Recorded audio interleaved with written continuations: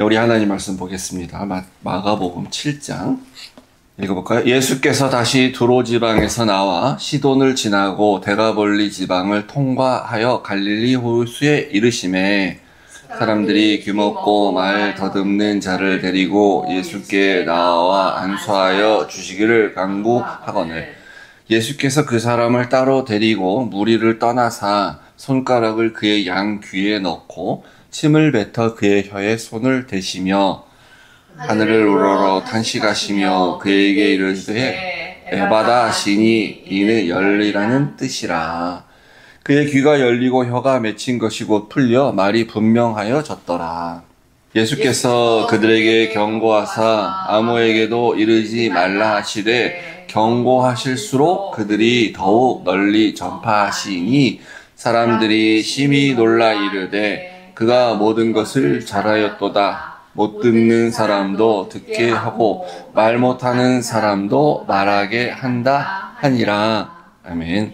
하나님 아버지, 오늘날 우리가 듣지도 못하고 말하지도 못하는 또 보지도 못하는 그런 사람이 아닌가 심히 두렵고 걱정이 됩니다.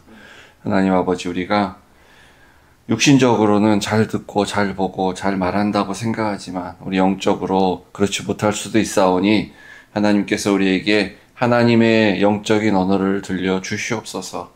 그래서 우리가 들을 수 있으면 우리가 그때서야 우리가 들을 수 있는 자구나 깨달을 수 있겠습니다. 하나님 긍휼하심과 은혜를 베풀어 주시옵소서. 예수님 이름으로 기도했습니다. 아멘. 에바다라는 말은 교회 다니시면서 많이 들어보셨을 거예요. 아람어인데 이따 말씀드리도록 하겠습니다. 지난 시간 기억나시는지 모르겠는데요. 우리 성경에 우리말 성경에 이제 수로보니게 여인이라고 나오는데 영어로 하면 이제 시로페니키아 여인이다 거예요. 시리아 지역에 사는 페니키아 그 문명의 후예 종족이라는 사람입니다. 그러니까 그 여자가 예수님이 자녀의 떡을 취하여 개들에게 던짐이 마땅하지 않다라고 했을 때 이렇게 말했죠. 상아의 개들도 아이들이 먹던 부스러기를 먹나이다. 이러면서 그래서 저도 좀 주세요. 제 딸 좀 고쳐주세요. 귀신 들린 제 딸 좀 고쳐주세요. 이렇게 말하지 않았습니까? 그랬더니 예수님이 네 믿음이 크도다. 마태복음에 내 믿음이 크다. 라고 이제 하셨고 마가복음에는 네가 그 말을 했기 때문에 라고 말했잖아요. 그게 이제 제가 말씀드렸지만 이런 모욕을 감당하면서 개 취급을 받으면서 변함없이 강하게 믿고 예수님한테 와서 강청하여서 간절하게 바지가랑이를 붙잡고 고쳐줄 때까지 난 안 갑니다라고 해서 예수님이 그렇게 해주신 게 아니다라는 거. 이 말을 하였기 때문에 이 말 무슨 말입니까? 상아의 개들도 아이들이 먹던 부스러기를 먹나이다. 예수님이 극단적으로 비유했기 때문에 이 여인도 극단적으로 말한 거예요. 그대로 논리적 구조에서. 이 말은 정확하게 구약에서 어떻게 이방인들이 구원받을 수 있냐라는 구약에 잘 안 보이지만 숨겨져 있었지만 알 사람은 다 아는 정확한 그 사상, 정확한 구원 사상을 이 여인이 요 말로 딱 표현한 거예요. 정확하게. 우리도 기회는 있다. 나도. 이방인들도 구원받지 않냐. 그래서 여인에게 네 믿음이 크다. 이렇게 얘기를 하신 겁니다. 오늘 본문도 이제 요 수로보니게 여인의 요 사건과 동일선상에서 있는 하나의 또 이제 기적에 대한 이야기인데 또 여기 이방인 지역에서 일어났기 때문에 이제 같은 맥락의 연장이라고 볼 수도 있는데요. 단순히 요 동일한 기적, 단순히 이방인 지역 그걸 넘어서서 저는 더 깊은 영광이 있다라고 이제 성경을 연구하면서 이제 그런 결론에 도달했습니다. 그래서 우리가 단순히 여기 기적 이거를 볼 게 아니고 이제 다른 이면을 보기로 하는데 그 31절에 이제 그 이동 경로를 예수님이 이제 중요한 건 아닌데요. 이렇게 얘기했었어요.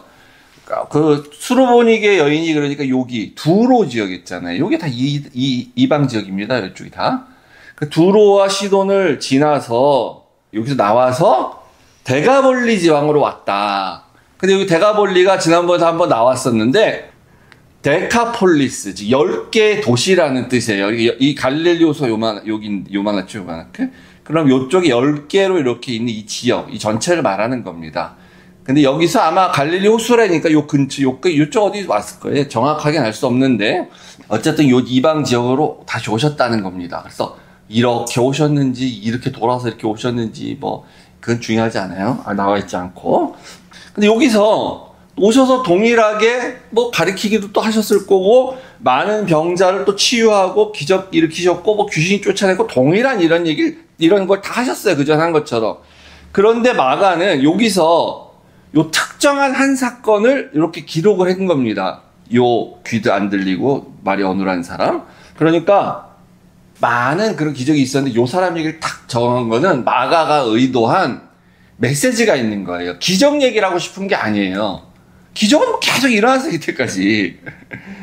그래서 이거 특정하게 이렇게 기록했을 때는 수로보니게 여인 그 건도 그렇지만 이건 행위계시란 거예요, 행위계시. 요 사건을 행위로 직접 하시면서 겉으로 보면 기적인데 이면에 깊은 이제 메시지가 있다는 것입니다. 계시적 메시지가 있다는 거예요. 이게 마가가 강조하고 싶은 것입니다. 그래서 마태복음은 이제 15장에 이 병행 본문이 나와서 원래 수로보니게 여인에 대한 얘기는 마태도 또 이렇게 기록을 했어요. 관점은 다르지만.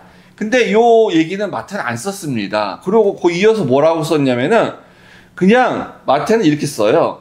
이제 마태복음에 보면요. 그냥 갈릴리 호수가로 다시 오셨다. 그랬더니 또 큰 무리가 다리 저는 사람, 이런 장애인과 맹인, 말 못하는 사람, 기타 여러 사람들을 예수님 앞에 오셔서 고치달라고 했더니 고쳐주셨고, 그 결과 말 못하는 사람이 말하고, 장애인이 온전하게 되고, 다리 저는 사람은 걷고, 맹인이 보고, 이렇게 해서 무리가 다 놀라서 하나님께 영광 돌렸다. 이렇게 그냥 쓰고 있어요. 그 상황에서 마가는 요 특별한 요 사람, 요 사건을 여기다 딱 이렇게 기록하고 있다. 이렇게 볼 수가 있는 거죠. 그래서 이거를 그냥 이렇게 우리가 자꾸 이런 본문을 볼 때 믿으면 기적이 일어나. 믿기만 해. 예수님이 고쳐주시잖아. 2000년 전에 고쳐주셨어. 그러면 예수님 지금도 살아계시는데 지금도 고쳐주시지. 믿기만 해. 네가 안 믿어서 그런 거지. 너 안 못 본 사람 있어? 밖 나와. 기도해. 믿어. 귀 안 들린 사람이 있어? 너 말 못하는 사람 있어? 나와. 그래서 기도원에 가가지고 40일? 안 되면 400일? 하여튼 딴다. 그렇게만 보면 우리가 안 된다는 거예요. 낫지도 않지만. 그러니까 피상적인 거죠. 그래서 32절에 이제 귀 먹고 말 더듬는 자를 이제 데려왔다 그랬죠? 이 귀 먹고 말 더듬는 자, 이제 뭔지 아시죠, 우리가 다? 근데 요 상황이, 요 상태가 어떤 상태일까? 한번 제가 좀 상상해 봤어요. 요 물리적인 상태는 잘 안 들려요, 물론. 말도 잘 안 돼요. 그리고 정서적인 상태는 어떤 것일까? 공감할 수 있을까요, 우리가? 난 공감이 돼요. 만약에 이제 앞을 못 보는 사람이 있으면은, 우리가 눈 감고 살아보면 확실히 공감되잖아요. 앞 못 보는 사람이 내가 눈 감고 살아보면 되지. 하나도 못 살잖아. 아무것도 못 하지. 근데 요 사람, 안 들리고 말 잘 못하는 사람 어떤 상태일까? 하고 싶은 말은 있어서 이 사람 말을 해. 말을 어눌하다 그랬잖아요. 뭔가 말을 하는 거예요. 애기처럼 하듯이. 근데 상대방이 무슨 말인지 못 알아듣죠, 전혀. 자기는 뭔가 의사표현을 하는데. 그리고 다른 사람들이, 또 식구들이 뭔가 나한테 말을 해. 뭔가 말을 하는데 다른 사람들은 다 알아들어. 나만 못 알아들어. 요 상태 아닙니까? 요 정서적인. 그러니까 이제 얼마나 답답하겠어요. 물리적으로는 얼마나 답답하고. 정서적으로는 이제 고통이죠, 이게. 슬프지. 고통스럽고 슬프고 외롭고. 제가 왜 공감하냐면은 이게 이제 여러분들 웃을지도 모르겠는데, 동의를 안 하시고 웃을 수도 있는데, 제가 영어를 하잖아요. 여기서 미국에 사니까 특히. 한국에서는 영어 안 해도 되고, 영어 조금만 해도 잘하는 볼 수 있는데, 미국에 사서 이거는 이제 네이티브들하고 사는 거잖아. 그러면 내가 영어로 말할 때, 영어를 들을 때, 내가 무슨 말을 했는데 못 알아들어, 사람들이. 난 분명히 영어를 했는데. 와, 이게 답답하잖아요. 정말. 난 분명히 영어를 했어, 분명히. 못 알아들어. 저들이 뭔가 얘기를 다 했어. 막 웃고 막 자기들끼리 좋다고 떠들고 막 그래. 나는 뭔 말 들은 것 같기도 한데 무슨 말인지 모르겠고 이렇잖아요. 근데 내가 요 상황에서 혼자서 계속 산다고 생각해 보세요. 이제 내가 한국말로 이렇게 와서 식구들하고 얘기하고 한국 사람 만나고 한국 가게 하고 이런 게 아니라 계속 나는 이 상황에서 살아. 물론 이제 영어는 학습하는 거기 때문에 내가 공부하면 해결되겠죠. 늘겠지, 영어가. 나중에 점점 잘 늘지. 근데 이제 맨날 똑같이 그 상태야. 미치는 거지, 그렇게 되면 진짜. 어떻게 살겠습니까? 이 사람은 이제 이게 극복이 안 되는 거죠. 배워서 될 문제가 아니니까. 영원히 극복이 안 되는 거예요. 근데 이제 정신은 멀쩡하다고 생각해봐요. 말하고 듣는 것만 그래. 그럼 더 미치겠지. 말을 해도 못 알아듣고 사람들이 말하는 건 난 들리지도 않고. 그래서 의사소통이 안 되는 겁니다. 다른 사람들과 이렇게 소통이 안 되는 거, 소위 말해. 요즘 화두인 소통의 부재. 소통이 안 되는 건데, 인간끼리 이제 소통이 안 되는 게 우리가 다 알다시피 언제 생겼냐면, 창세기 11장 바벨탑 사건 때 생겼죠. 그전에는 언어가 하나였어요. 말도 하나고. 근데 이제 바벨탑 사건 때에 하나님이 이제 언어를 흩으셨죠, 사람들이. 그래서 소통이 서로 안 됩니다. 그 결과는 이제 반역의 문제고 타락의 문제인데 근원으로 올라가면 이제 죄의 문제였고요. 그리고 홍수 이후에 이제 남은 그 홍수의 후손들이 또 하나님께 반역을 해서 이제 바벨탑을 쌓았을 때 하나님이 이렇게 이제 심판을 하시는 거죠. 이 언어의 문제 때문에 서로 다른 나라끼리 다른 말을 사용하는 사람들이 의사소통이 안 되는 것은 당연한 거고, 물론 배워서 이제 우리가 소통을 하는 거고요. 이제 점점 발달하면 이제 AI가 발달해서 이렇게 통역도 필요 없이 그냥 바로 이렇게 AI를 통해서 의사소통을 하는 때가 올 수도 있어요. 그러니까 이제 이 소통의 인간과 인간의 소통의 부재는 이제 언어적으로 국가 간에 다른 언어가 생기지만 결국은 이제 같은 언어를 쓰는 사람과 사람 사이에서, 가족과 가족 사이에서 소통에 이제 부재가 생기고 소통이 잘 안 되는 문제까지도 이제 파생되는 거죠. 그리고 하나님과 또 소통이 안 되고 하나님과 인간도 이제 이렇게 소통이 안 되는 문제가 생깁니다. 그래서 지금 이제 쭉 그렇게 살고 있었는데 오순절날 성령 강림 이후에 언어가 통일이 됩니다. 일시적으로. 그죠? 그때 오순절이어서 유대인들이 이제 그 인근 지역에 다 흩어져서 살고 있었던 유대인들이 이제 예루살렘에 모였어요. 그러니까 이 사람 다 유대인이에요. 철통상으로. 근데 이 사람들은 오랜 시간 저기 살아갔고 거기서 태어나서 이제 유대인의 히브리어도 물론 부모한테 조상한테 배워 사겠지만 원래 이제 그러니까 다 이민 세대들이 그렇지만 예를 들면 로마면 로마, 이집트 이쪽 언어에 더 능숙한 사람들이에요. 그렇지만 이제 조상이 그렇고 자기 유대인이니까 이제 오순절에 모인 거죠. 그때 이제 사도들이 나와 설교를 하는데 이제 각 사람이 난 곳 방언으로 말하더라 이렇게 하죠. 내가 태어난 곳에 나의 마더텅 모국어로 사도들이 얘기하더라. 저들은 그 나라 말을 배운 적이 없었는데 그래서 히브리어로 말해도 알아들었겠지만 그래가지고 이때 이제 언어 통일이 일시적으로 일어나요. 성령 강림 후에. 그러니까 이것은 이제 종말 때 그렇게 된다는 걸 상징을 해줘요. 미리 보여준 거죠, 약간. 그래서 종말 때에는 언어가 통일이 됩니다. 그래서 의사소통에 문제가 없게 돼요, 우리가 서로가 다. 그래서 이제 이 신학계에서는 이 창세기 11장과 사도행전 2장은 이 두 개의 기둥이다. 이렇게 얘기를 합니다. 그래서 요 두 개의 기둥 사이에 우리가 살고 있는 거예요. 언어가 혼잡해 되었었는데 하나님께서 메시아를 보내시고 구원사역을 완성하시고 나서 무슨 현상이 일어나냐? 언어가 통일이 된다. 이걸 보여주고 이제 우리는 오순절 이후에 또 시대를 살아가는 그래서 요 과정이 창세기 강의할 때도 말씀드렸는데 이 하나님 나라가 이렇게 만들어져 가는 완성돼 가는 과정인 가운데 사는 그 기간이다. 그리고 여기 된 걸 봤기 때문에 우리가 오순절날 언어 통일이 일어난 걸 봤기 때문에 그렇게 이후에 종말 때 될 거라는 걸 우리가 이제 믿고 살고 있는 거죠. 그래서 이제 요 사람이 근데 여기서 그 예수님이 치유를 해주셨어요. 근데 치유를 해주셔갖고 이제 결과적으로 어떻게 됐습니까? 35절에 보시면 귀가 열리고 말이 분명해졌어요. 그러니까 요게 오순절 여기보다 시간적으로 앞서니까 사도행전 오순절 2장의 오순절도 앞서니까 요 사람을 통해서 여기서 언어의 통일, 언어의 의사소통이 일어나는 것도 보여주는 거예요. 이게 상징적으로 소통이 이제 가능해졌습니다. 귀가 열려서 들려요. 그리고 말도 분명하게 할 수가 있게 되는 거예요. 하나님 나라가 완성될 것이다 라는 게 상징적으로 보여줍니다. 이게 결론이야. 이 기적의 결론은 된다, 될 것이다, 회복이 될 것이다. 그런데 이제 이 중간중간에 몇 가지 의미 있는 것들이 있기 때문에 우리가 좀 살펴보려고 그러는데, 이렇게 되는데 33절에 보시면은 예수님이 이 사람을 따로 데리고 무리를 떠나서 어디 가서 이렇게 하세요. 아마 제자들이 같이 갔겠지. 그리고 일부 사람이 있을 수도 있습니다. 근데 왜 이렇게 하셨냐? 그 36절에 밝히고 있어요. 왜 그렇게 했냐면은 나중에 이 사람한테 아무에게도 말하지 마라 이렇게 할 거기 때문에, 다른 사람들 몰래 하려고, 다른 사람 못 보게 하려고. 그래서 이 사람한테 아무한테도 말하지 마, 내가 이렇게 고쳐줬다고. 그게 이유예요. 따로 데리고 간 이유가. 그러면은 왜 이렇게 하실까? 이게 다시 퀘션입니다. 왜 아무한테도 말하지 말라고 그러셨을까?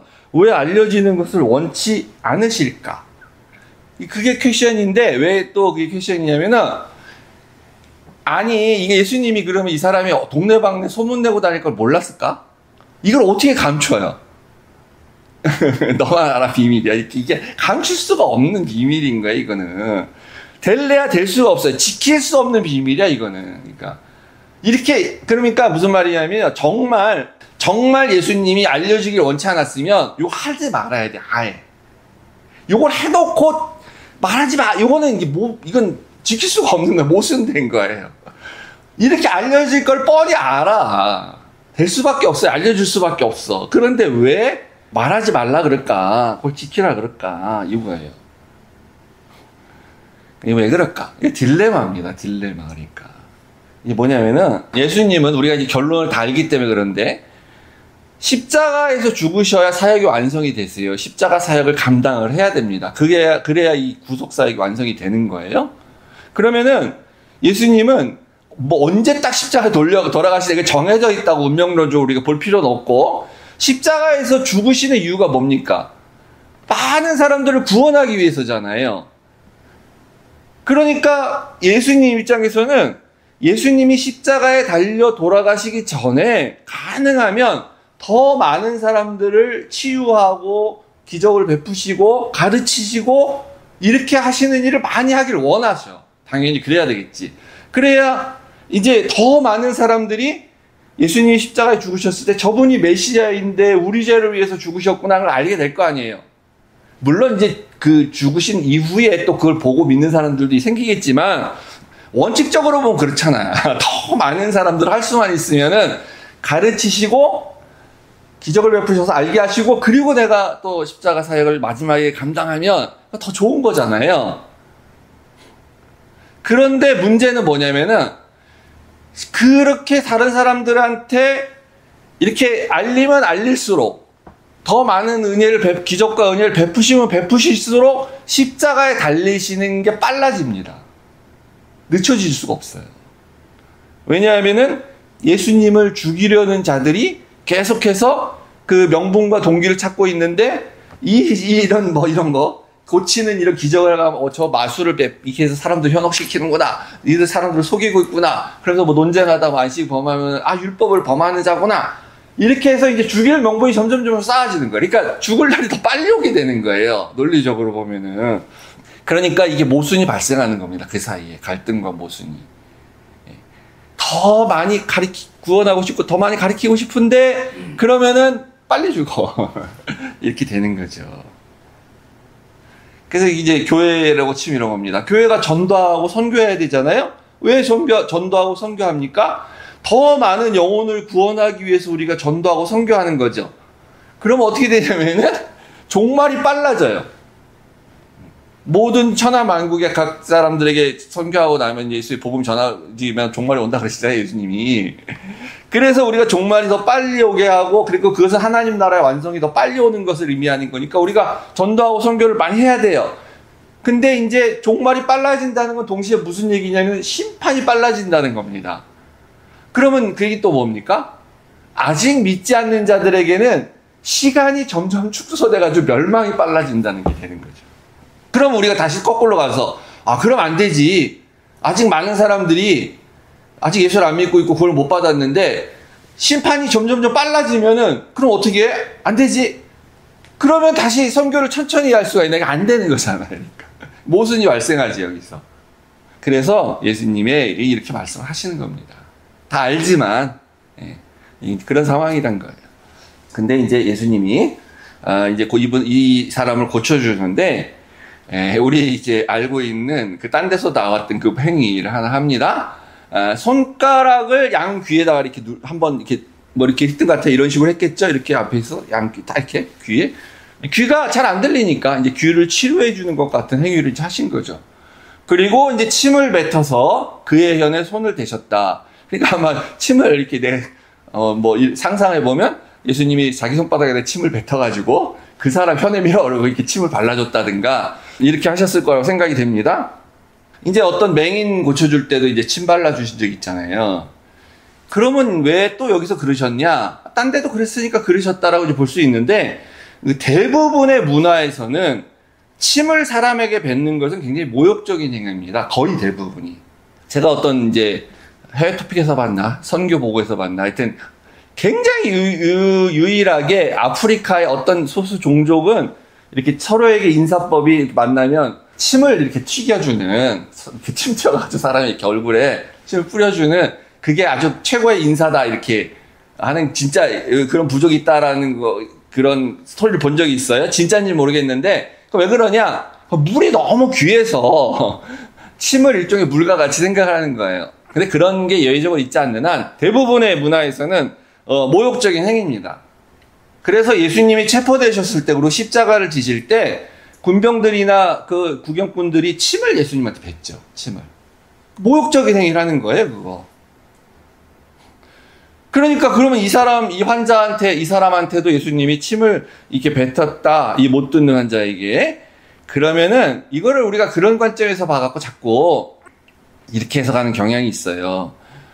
이 사람이 정말 믿음이 있는 낫기를 원하는 사람이라는 거를 테스트하기 위해서. 그러니까 수로보니게 여인한테도 걔라고 한 게 네가 이 모욕을 견디면서까지 정말 원하냐? 이런 걸 마치 믿음을 테스트하기 위한 그런 행위로서 모욕을 막 주고 이렇게 한다고 생각을 하는데 글쎄 그런 해석은 제가 볼 때 좀 맞지 않다고 생각이 됩니다.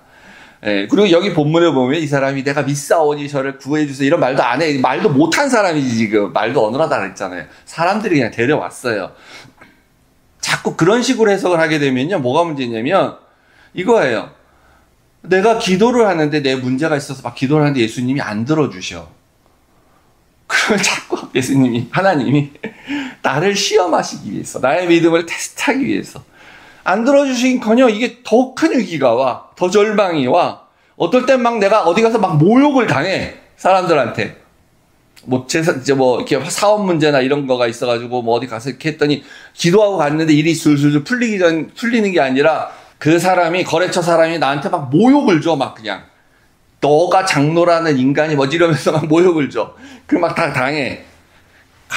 그거 다 하나님이 네가 진짜 믿는지 시험하려고 하시는 거야. 참어. 믿으면 돼 계속. 이런 식으로 이제 적용을 하는데 글쎄 그건 좀 아닌가 생각이 됩니다. 이 침 뱉는 행위는 문화적으로 모욕을 주는 건데 근데 분명한 거는 우리 상식선에서 금방 이해할 수 있는 게 뭐냐면 이 누가 어떤 상황에서 왜 침을 뱉느냐에 따라 이게 달라지는 거죠, 당연히.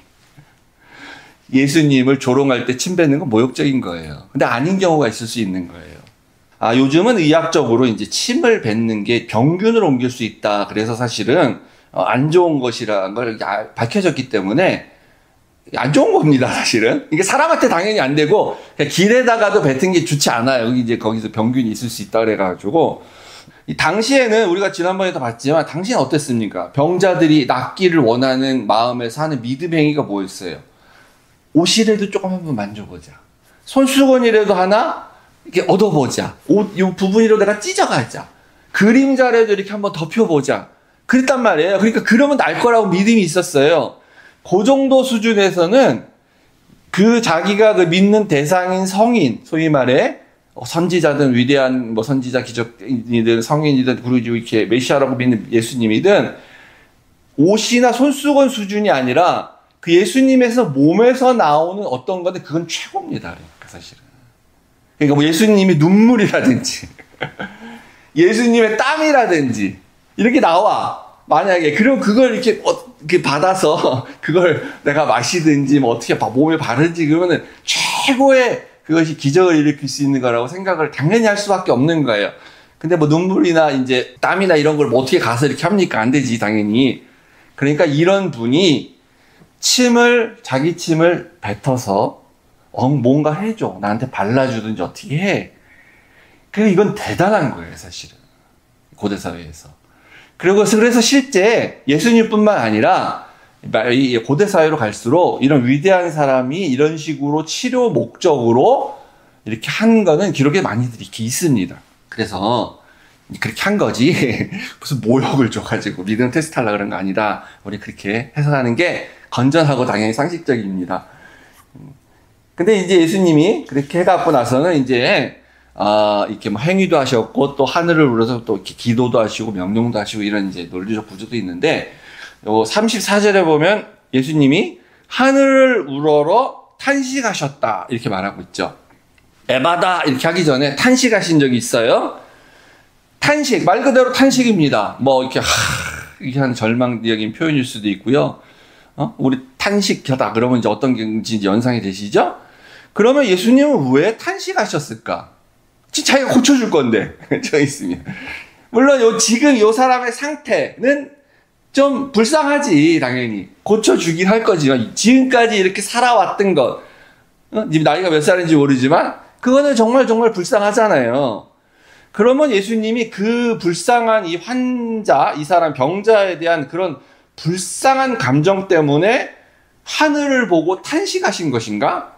만약에 그런 거라면은 예수님이 이 한 사람의 인격에 대한 그런 어떤 깊은 공감과 1대1의 인격적 관계, 이 사람을 정말 내가 전인적인 치유로서 이렇게 이게 그냥 낫게 해주는 게 아니라 난 정말 이 한 환자의 모든 생애를 돌아보면서 이렇게 전인적인 치유를 해주는 단순히 육체적인 질병뿐만 아니라 모든 뭐 정서적인 영적인 것까지 해주는 그런 차원이다라고 생각하고 뭐 그렇게 볼 수도 있을 수도 있어요. 적용을 해볼 수도 있겠죠? 근데 만약에 그 불쌍하다 그래서 탄식한 거라면 이런 말이 되잖아요. 그냥 탄식한 게 아니고 하늘을 우러 탄식했다죠. 하늘을 보면서. 그럼 이런 말이 되는 거예요. 이게 이런 중에 아니 하늘이시여 혹은 이제 다른 말로 하면 아니 신이시여 하늘을 보면서 아니 어떻게 이런 사람이 있을 수가 있습니까? 하늘이 정말 있으면 어떻게 이런 일이 생깁니까? 이런 사람이 어떻게 지금까지 살아올 수가 있겠습니까? 하나님은 도대체 뭐 하신 겁니까 지금까지? 내가 오기 전까지 이 사람이 이렇게 살도록 두십니까? 그 전에 고쳐주셨어야지.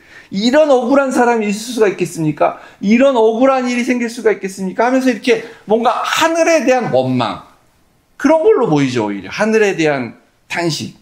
하늘은 하나님을 상징할 수 있는 거예요. 하나님에 대한 원망 이런 거지. 우리가 가끔 자주 하는 것처럼 우리는 자주 그러잖아요. 도대체 받아들일 수 없는 도대체 이해할 수 없는 일이 발생을 하고 그렇게 됐을 때 아니 하나님 하늘을 보면서 탄식하고 하나님이 계시다 뭐 어떻게 이런 일이 생길 수가 있겠습니까? 아니 그래서 내가 지금 목사인데 세상 사람들이 나를 조롱하잖아요. 하나님이 어디 있냐 그러면서. 그러니까 이런 일이 생기잖아요. 이렇게 그런 말이 되는 거예요. 이렇게 되면 좀 이상하죠.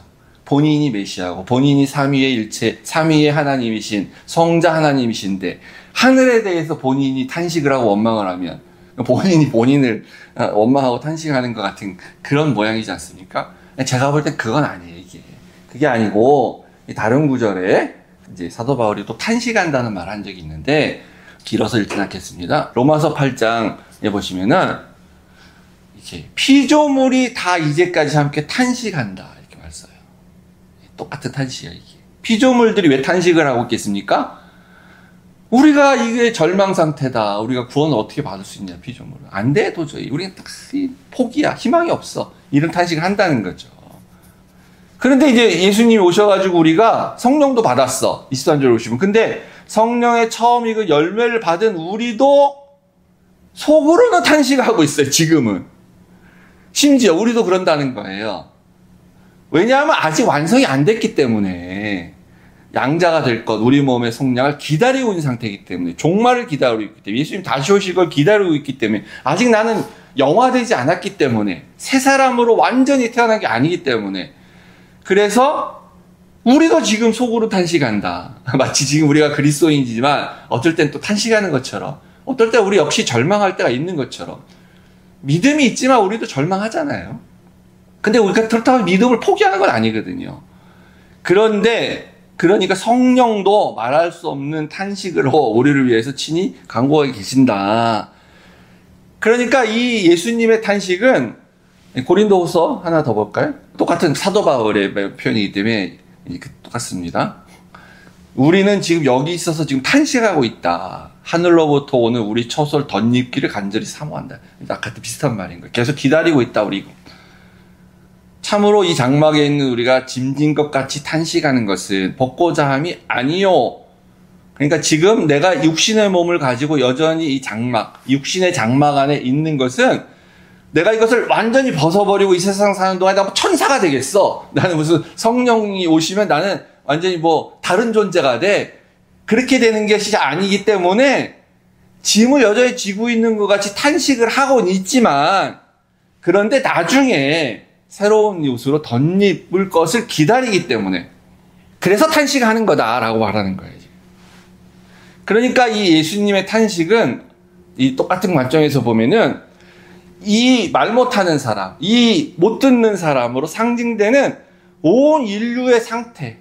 그래서 하나님이 말씀해도 듣지 못하고 있고 구원을 얻지 못하고 있고 하나님을 향해서 좀 불쌍히 여겨주세요라고 절규하지도 못하는 이런 상태, 이 온 인류의 죄 가운데 있는 상태에 대한 탄식이에요. 하늘을 향해서 한 탄식. 그러니까 이 탄식은 이제 이게 하면서 상징인데, 탄식하면서 그래서 내가 왔지. 내가 성육신했지. 그래서 나는 이 사역을 내가 지금 하지. 그리고 나는 십자가에서 죽을 것이지. 근데 아직까지는 하늘나라에 들어가지 못해. 하나님 나라에 들어가지 못해.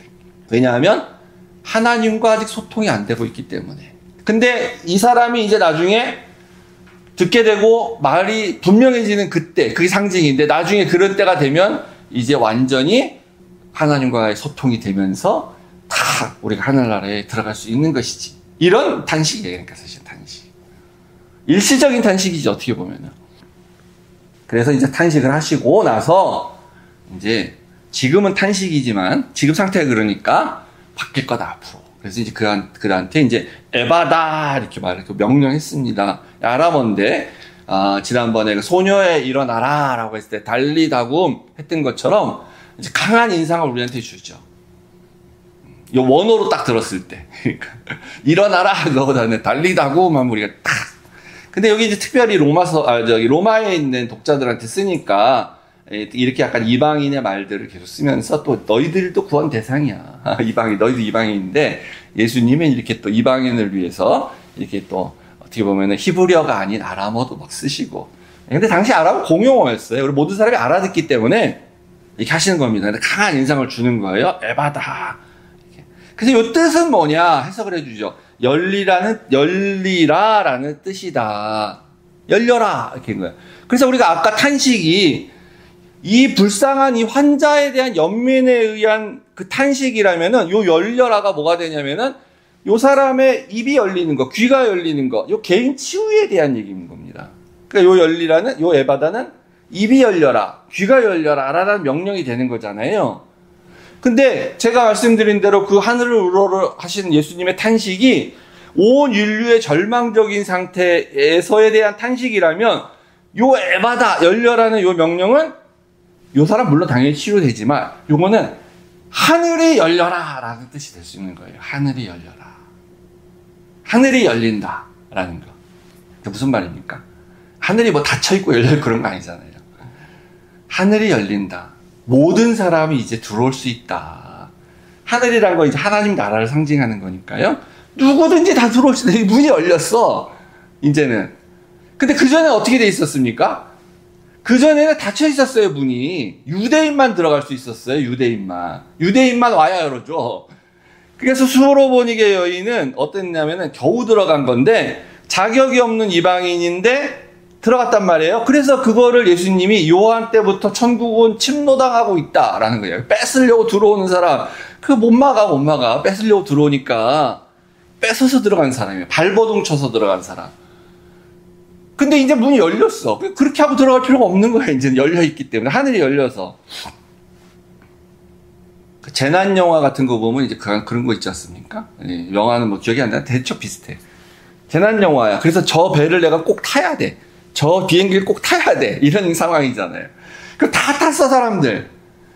근데 마지막에 주인공이 안 타. 그런 경우 있잖아요. 마지막에 주인공이든 주인공하고 비슷한 사람이든 저 사람 죽으면 여기서 안 되는데 저 사람 저거 타야 되는데 그래서 그 사람은 그때 어떻게 들어가나요? 대부분이 영화에서는 마지막에 문 닫히기 직전에 뭐 어떻게 와가지고 매달려가지고 막 사정하고 문 열어달라 해가지고 이제 겨우 이렇게 하고 딱 타서 안 죽는 구원받는 것 같은 그렇게 나오잖아요.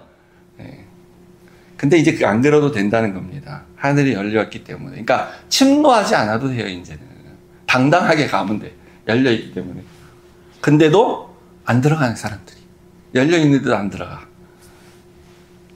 그래서 이제 마지막 37절에 사람들이 이것을 보고 뭐라 그랬냐면요. 이렇게 했습니다, 사람들이.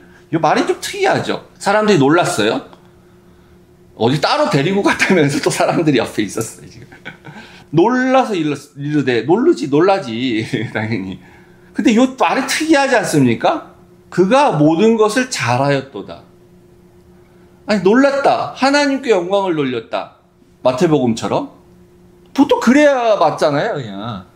예수님 뭐 칭송했다라든지, 뭐 이렇게 하여튼 뭐 하나님께 영광을 돌렸다. 적당하겠네요. 하나님께 영광을 돌렸다. 이렇게 돼야 되는데, 이 사람들이 말하기를 그가 모든 것을 잘하였다. 이렇게 말합니다. 이 말은 우리가 딱 생각나는 구절이 하나가 있어요. 이 말을 생각나게 하는 구절. 창세기 1장 31절에 하나님이 모든 것을 다 창조하신 이후에 그 모든 것을 보시니 보기에 심히 좋았더라 라고 이렇게 말씀하셨잖아요, 구약에. 근데 이 잘하였도다 라는 말이 다른 뜻이 있는데 만들다 이런 뜻이 있습니다. 창조하다, 행하다 이런 뜻이 있어요. 그래서 하나님이 모든 세상을 만들어 놓고 딱 봤을 때 참 보기 좋았더라, 이거 잘했구나 이렇게 하는 것처럼 사람들이 볼 때 예수님이 한 행위를 딱 보고 그가 모든 것을 다 잘했네 이렇게 봤다는 거예요. 잘했다. 그러니까 요 행위를, 요게 이제 성령의 감동하심에 대한 고백이지. 그러니까 요 행위를 어떻게 봤냐면 사람들이 하나님이 세상을 창조하셨을 때의 모습처럼 요 환자, 귀 안 들리고 말이 어눌한 자를 고치는 요 행위를 딱 보면서 재창조가 일어났구나 이런 걸 이렇게 깨닫게 되는 거예요. 이성적으로 깨달은 거 아닐 거예요. 성령의 감동으로 하신 고백이라고 저는 봅니다. 지금 재창조가 일어났구나. 그래서 이런 동일한 고백을 하게 됩니다. 그렇게 보면은 그래서 아까 침뱉음이 모욕이냐 아니냐 그것도요. 더 깊은 해석이 가능한 거예요. 하나님이 흙으로 사람을 지으셨다 그랬죠. 흙으로. 토기장이 부에도 나오고 이제 창세기 나오는 거잖아요. 흙으로 사람을 지으셨잖아요. 근데 흙으로 사람을 지었다라는 거는 당연히 뭘 전제하냐면 물이 있었다는 겁니다. 흙만으로 어떻게 토기를 만들어요? 불가능하지. 흙에다가 물을 섞어서 토기를 만들잖아요, 당연히. 그리고 또 중간중간에 물도 필요하고. 이 물, 침, 이게 같은 그러니까 메타포에다. 침, 물. 그래서 요한복음 9장 6절에 이제 맹인을 눈뜨게 해주실 때는 예수님이 침을 뱉어서 흙에 섞어서 흙에 이렇게 이겨가지고 그 사람 눈에 발라주잖아요. 그러니까 하나님이 흙으로 사람을 창조하실 때도 흙에다가 물을 넣어서 이렇게 흙으로 우리가 생각하니까 흙으로 이렇게 뭐 이런 동상같이 조각을 만들든지 이렇게 하나님 만드셔서 말씀으로 물론 다 하셨겠지만 그래서 사람을 창조하셨단 말이에요. 동물들도 창조한 거고 이게 같은 그런 메타포죠. 이 뒤에 못 듣는 사람도 듣게 말하게 했고 말 못하는 사람도 말한다 하리니라 이 말은 이사야서 35장에 있는 메시아에 대한 예언입니다. 자기들은 그게 예언인지도 모르고 말했을 거예요. 이 사람들이 무슨 그렇게 이사야서 어디 구석에 있는 율법까지 알았겠습니까? 이렇게 말했는데 말하고 보니까 이게 이사야의 예언이야. 메시아에 대한. 이분이 메시아구나. 메시아가 왔구나. 그럼 하나님 나라가 도래하겠구나. 고백이 되는 거죠. 그래서 메시아가 이제 처음 오셨을 때 2000년 전 그때를 초림이라 그럽니다. 초림. 첫 번째 왔기 때문에 초림 그렇게 불러요. 그때 귀가 열리고 눈도 뜨고 혀가 풀려서 말이 분명해지고 있기 시작하는 거예요. 그때 당시부터 이제 상징적으로. 그럼 우리가 살고 있는 요때가 그때예요. 그러니까 우리는. 근데 나중에 이제 종말의 때, 심판의 때 오시는 걸 재림이라고 합니다. 다시 오시는 거기 때문에. 그러면 재림의 때 오셔서는 더 이상 눈 뜨게 하고 귀 듣게 하고 말하게 해주는 일이 없어요. 오시기 전에 초림으로 오셨을 때 그 일을 하셨기 때문에 지금 계속 이제 사는 사람들은 눈을 떠야 되는 거야. 귀를 뚫어서 들어야 돼. 말을 해야 돼. 재림 때는 예수님이 오셔서 뭘 하냐면 심판만 하세요. 그러니까 지금 시간이 없는 거예요, 사실 시간이. 아니 어디 교회를 내가 다니니 많이 뭐 갈까 말까 뭐 교회 보고 뭐 실족을 했느니 뭐 아니니 많이 뭐 다닐 교회가 없다는 둥 뭐 있다는 둥 뭐 아유 아직 나는 교회를 갈 준비가 마음이 안 됐다 뭐 됐다 뭐 대문 가겠다 이럴 시간이 없는 거예요 사실. 문이 열렸다는 건요 하늘이 열렸다는 건 무슨 얘기냐면은 닫힐 때가 또 있다는 얘기죠. 영화는 아까 말씀드린 것처럼 영화는 영화니까 마지막에 매달려서 겨우겨우 들어가는 경우가 있지만 그거는 영화고 하늘나라에는 그런 경우 없어요. 그렇게 못 들어가.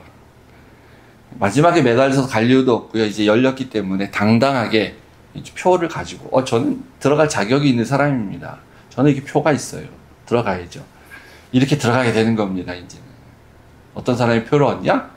귀가 열리고 말이 분명해지고 하나님과 의사소통할 수 있고 제대로 보고 하나님 나라를 볼 줄 알고 성경 말씀을 들으면 좀 들리고 그래서 마음을 울리고 나의 영의 울림이 있고 내가 더 이상 이렇게 하면 안 되겠구나 이렇게 생각이 들고 그런 사람이 표를 받는 거예요. 당연히.